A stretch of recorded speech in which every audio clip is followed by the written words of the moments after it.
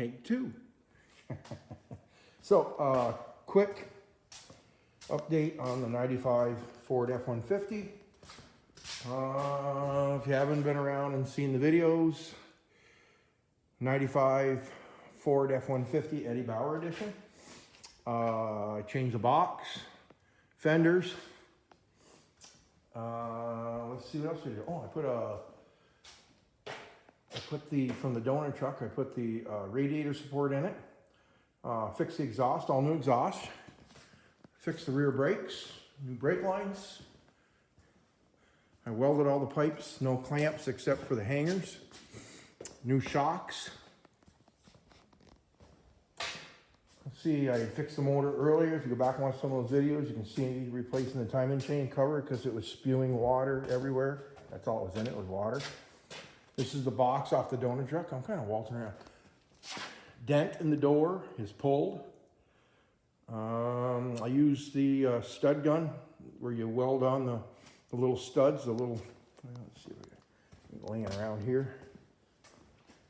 Pack it over here. I did sweep the floor. Come on, let me get a pass. I did sweep the floor. Just tidied it up a little bit before the video. This end here welds against the metal. This goes in the stud gun. Stud gun is right here. 110 volt. You put the stud in the end of this. You guys have probably all seen these before. You push the button, push this in. It makes a ground and it welds it on. And then use a slide hammer to pull it out. This door is pretty clean. I pretty much spent tonight taking off the decals and the glue. Even on around the windows, you can remember that where the two-sided tape was. I got that off.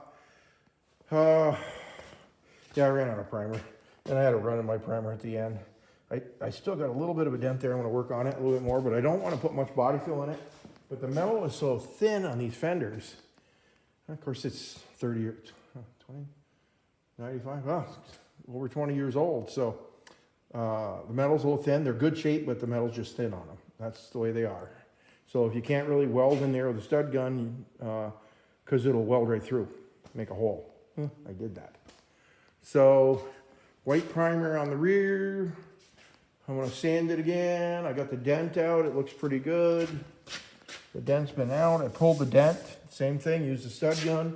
Pulled the dent out here. There is a little tiny crease right there. It's kind of a natural crease. It looks worse when it's in white, but it's on both sides.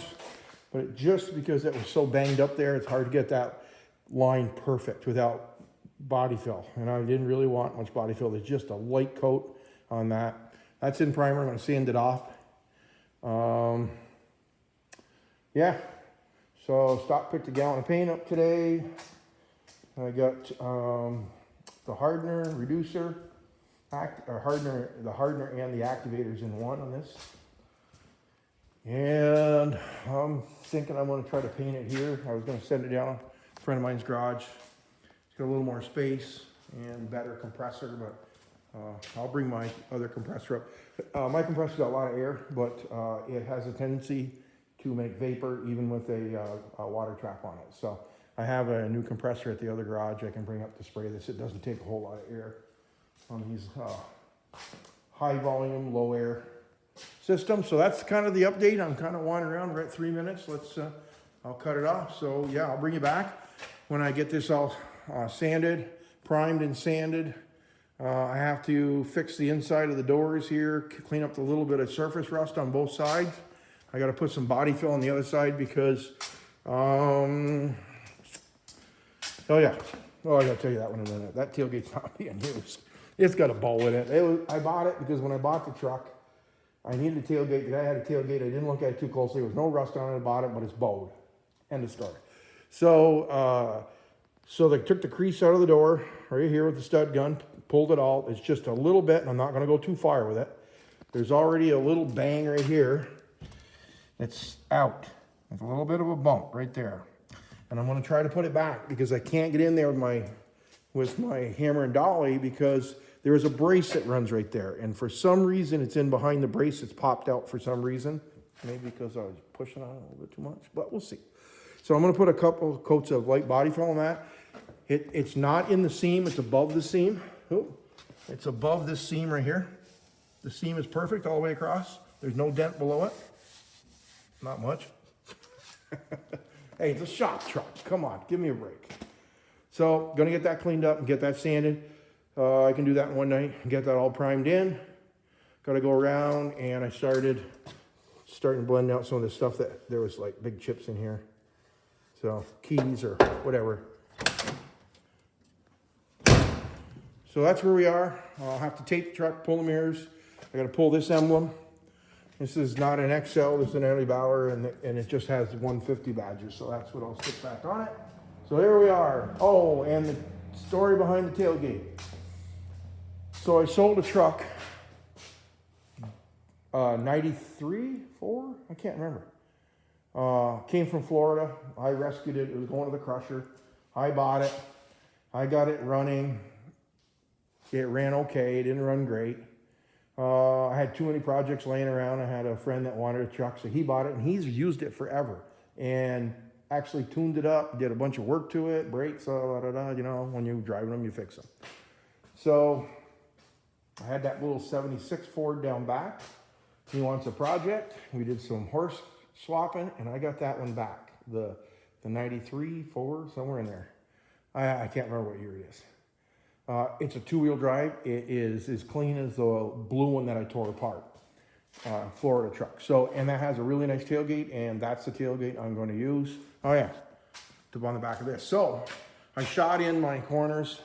The bed liner will be in there. I'm not painting the bed because the bed doesn't have any rust holes in it, and it's just a few tiny light scratches, and I will probably just rattle can them just to make sure nothing gets under that, and the bed liner can come in and out for cleaning.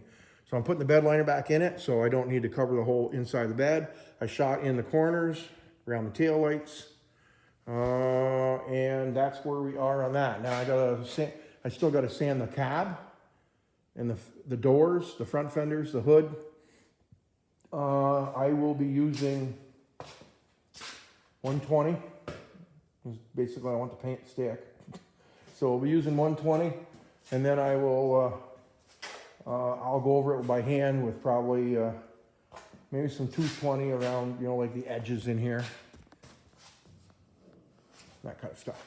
I'll do a little bit of hand sanding in the seams and stuff, but generally I'd use 120, 220 paper, and then I'll tape it out and we'll get some white paint on it. I'll have to heat the garage up because it's 60 in here. It's been cold the last couple days again. I'm back to reality.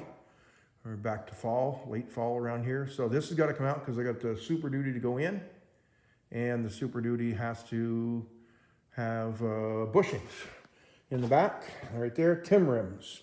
They'll help with the sander on it to keep it from squatting when I overload it. And it also helps just even out the level the truck out a little bit. Okay, thanks for subscribing. Thanks for the new subscribers. Love all the comments. We'll see you soon. I'll bring you another video very quickly. Hopefully I can get back on this tomorrow night. Pumpkin Day, so we'll see. Maybe Tuesday. Stay tuned. Big things. Or little things. Probably nothing. Stick around and find out.